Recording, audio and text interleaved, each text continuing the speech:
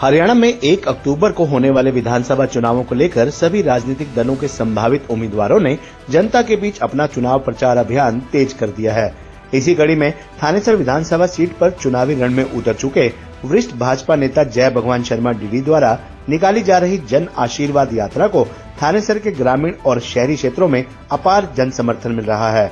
जय भगवान शर्मा डीडी थानेसर के जिस भी गांव और शहरी क्षेत्रों में जाकर जनसभा कर रहे हैं, वहां उन्हें सुनने और देखने वाले का हजूम उमड़ रहा है। लोग उनके भाषण को सुन रहे हैं और उन्हें अपना आशीर्वाद और समर्थन भी दे रहे हैं। ऐसे में जय भगवान शर्मा डीडी कुरुक्षेत्र के चुनावी रण में दिन प्रतिदिन पहले से ज्यादा और मजबूत होते जा रहे हैं। कुरुक्षेत्र की कंग कॉलोनी में आयोजित कार्यक्रम में जय भगवान शर्मा डीडी का भाषण सुनने के लिए अपार जनसमूह उमड़ा हुआ नजर आया। कार्यक्रम में पहुंचने पर जय भगवान शर्मा डीडी का फूल मालाओं और ढोल नगाड़ों के साथ भव्य स्वागत किया गया। जय भगवान शर्मा डीडी ने उपस्थित जन समूह को संबोधित करते हुए कहा कि जनता ही उनकी पार्टी है और जनता ही बदलाव लाएगी। वो तो कुरुक्षेत्र की भलाई और विकास के लिए हमेशा से ही कुरुक्षेत्र की जनता के साथ खड़े हैं और हमेशा जनता के साथ खड़े रहेंगे। कंग कॉलोनी में उमड़े जन समूह को संबोधित करते हुए उन्होंने कहा, भाइयों बहनों व माताओं, अगर आपके आशीर्वाद से मैं चंडीगढ़ पहुंचने में सफल हो पाया तो आपकी कॉलोनी की गली और लाइटों को चमका दूंगा। आपको फोन करके मुझे याद दिलाने की जरूरत तक नहीं पड़ेगी। उन्होंने कहा कि चुनाव की तारीख का ऐलान हो चुका है और अब वह समय आ गया है जब हम अपने सपनों को साकार करने के लिए एकजुट होकर आगे बढ़ें। ये चुनाव केवल एक अवसर नहीं बल्कि हमारे क्षेत्र के विकास, समृद्धि और भविष्य को सुरक्षित करने का एक महत्वपूर्ण मोड़ है। मैंने आपके विश्वास और समर्थन के साथ हमेशा आपके सपनों को अपनी प्राथमिकता बनाया है। अब समय आ गया है कि हम मिलकर इस यात्रा को आगे बढ़ाएं और उन सभी अधूरे कार्यों को पूरा करें जो हमने मिलकर तय किए हैं। उन्होंने कहा कि आपका समर्थन ही मेरी ताकत है और मैं वायदा करता हूं, यदि आपने मुझे इस बार अपना अमूल्य वोट देकर सेवा का अवसर प्रदान किया तो मैं आपके हर सपने को साकार करने के लिए दिन रात मेहनत करूंगा। हमारी सांझी मेहनत और आपके विश्वास के साथ हम इस क्षेत्र को विकास और प्रगति के नए आयामों तक पहुंचाएंगे। उन्होंने कहा कि आइए इस चुनाव में हम सब मिलकर एक नए युग की शुरुआत करें, जहां हर व्यक्ति को समान अवसर मिले, हर परिवार खुशहाल हो और हमारा क्षेत्र एक उदाहरण बने। आपका समर्थन और आशीर्वाद मेरे लिए अनमोल है। आइए इस बार फिर से हम अपने सपनों को साकार करने के लिए एक साथ खड़े हों। बुजुर्गों का, रिटायर्ड अफसरों का, मातृशक्ति का, नौजवानों का, प्यारे प्यारे बच्चों का इस बात का परिणाम है कि शहर में बदलाव की जरूरत है। मेरे सामने प्रेस के सभी बंधु, पत्रकार और छायाकार साथियों ने आज जिस तरीके से सुबह बरसात थी, ये उम्मीद ही नहीं थी कि इतना बड़ा प्रोग्राम हो जाएगा। और मैं एक प्रोग्राम, अभी मेरे साथी पीछे खड़े हैं, रतिराम शर्मा जी हैं, भगवान दास जी हैं, सुभाष शर्मा जी हैं, अपूर्व सैनी जी हैं, हमारे थ्री व्हीलर यूनियन के प्रधान हैं। जोगना खेड़ा का प्रोग्राम होना तो 23 तारीख को था, लेकिन उन्होंने आज ही प्रोग्राम कर दिया। ये क्या है? ये बदलाव की आंधी है, लोगों के अंदर उत्साह है। और मेरा और आपका तो जो ही मैंने आपके पड़ोस के अंदर जमीन ली, ऐसे परमात्मा के करने की उसी दिन ये सड़क चौड़ी होने के टेंडर हो गए। और जो ही मैंने यहाँ ऐसी व्यवस्था, जहाँ बहुत बार अशोक अरोड़ा जी भी आए, सुभाष सुधा जी भी आए, कॉलोनी के यहाँ मौजूद हाजिर मातृशक्ति बैठी है। जितनी यहाँ सीवरेज की, पानी की, लाइट की, गली और नाली की समस्या है, इतनी बार यदि आप मुझे विधायक बना देते, इतनी बार मैं तो पल्ले से भी बना देता, जितनी मर्जी जरूरत।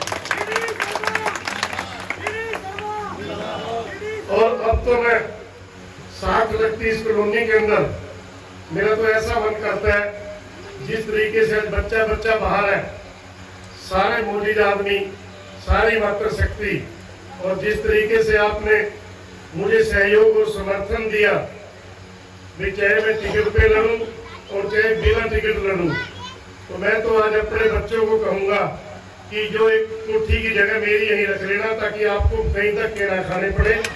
जब भी आपको किसी चीज की भी जरूरत पड़े, लोग आपके पास आए भी। आपका एमएलए, आपका नुमाइंदा यहाँ रहता है, आपने बहुत अंदर के खा लिए, और 12 साल के बाद तो कुर्डी के भी भाग बोड़ जाते हैं।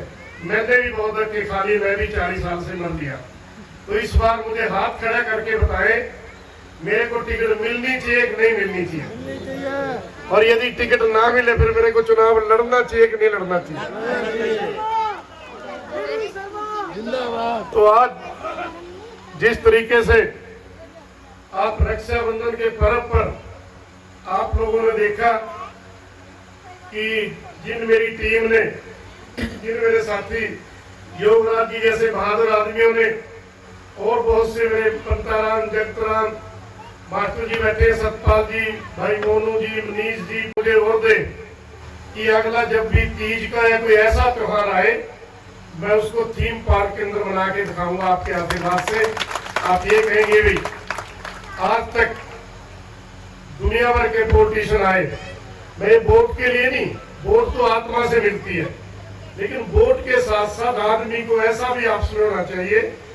जिस तरीके से हम वोट के लिए तो सब कुछ करते हैं, लेकिन बिना वोट के भी हम सब, आप यहाँ से गए, आपने इतनी बड़ी नारी शक्ति का इकट्ठा होना, एक दूसरे को मिले, तभी तो आदमी बाहर जाने से पता लगता है। नहीं तो अपने घर का काम किया, खाए पिए, बच्चों को तैयार किया, स्कूल भेज दिया, फिर आराम कर दिया। तो आज हमारे बहुत से और साथी बैठे हैं, कृष्ण जी अधीरा से, और बहुत ऐसे साथी हैं जो दिन रात, शिषपाल जी है, जी ने बताई कल शाम को 7 बजे श्रावण का ज्यादा सोमवार था, स्थानेश्वर मंदिर जो लोग उज्जैन जाते हैं उसकी छवि वहां पर है, इतने लोग उसकी मान्यता करते हैं। शाम को कथा के समापन पर मुझे वहां बुलाया, उसके बावजूद मैंने वहां अपना पुष्प जल चढ़ाया। तो वो संत जन कहने लगे, बहुत फेमस संत, बड़ा आपका शहर का स्थानेश्वर मंदिर बड़ा फेमस मंदिर है। वो कहने लगे, डीडी जी आप विधायक तो बन गए, आप एक काम कर देना, हमारा ये जो भद्रकाली से सीधी सड़क आती है ये सड़क काट देना। मैंने कहा जी मेरे को तो ये भी नहीं पता टिकट मिलेगी ना मिलेगी, निशान कौन सा होगा, फार्म कब भरना है। मेरा कहने का मतलब साधु संतों की भी ये भावना बन गई है, ये कोई छोटी बात नहीं है, मैं झूठ बोलता। तो जिस तरीके से योगराज जी ने कहा है, परमात्मा ये आरडी जी बैठे हैं, कोई ऐसा तीर चलाए, और ये सौदा है यदि हमें चाहे 10 पैसे महंगा भी लेना पड़े, क्योंकि मैंने कैलाश नगर के अंदर सौदा लिया ऐसा ही, उसको क्लेश नगर कहते थे। इतने मोड़, इतनी गली बंद करके वो आया, वो लड़ पड़ा। उस गली को मैंने आज भी सीधा खोल दिया। मेरे को लोग कहने लगे पैसे ले लो, मैंने कहा पैसे लेके खोली तो फिर क्या खोली। पिछले दिनों कैलाश नगर के अंदर मेरा वो जलसा होया, लोगों ने कहा पंडित जी अब तेरा एहसान उतारेंगे, यदि मैं वहां पैसे ले लेता, उस गली को बंद कर देता, तो मैं आज किस मुंह से वहां जाता। आपकी भी यारी प्यारी है, आपकी दुकानदारी भी है, नौकरी भी है। जब हवा बढ़ जाती है, जब लोगों का मन बढ़ जाता है, उसको बिल्कुल रोक नहीं सकता है। बदलाव की हवा तो है कि नहीं, आप सुनते हुए चारों ओर। 34 साल उस आदमी ने राज कर लिया, 20 साल 25 साल कमेटी पे इसने राज कर लिया, 10 साल। और एक बात मैं और बता दूं आपको, जिस तरीके से सेंटर के अंदर माननीय मोदी जी की सरकार है, यदि आप लोगों ने यहाँ कोई दूसरी सरकार बना दी, आपकी सारी प्रपोजल रुक जाएगी। जैसे दिल्ली में झगड़ा पड़ रहा है, जिसकी सेंटर में सरकार उसकी नीचे भी सरकार।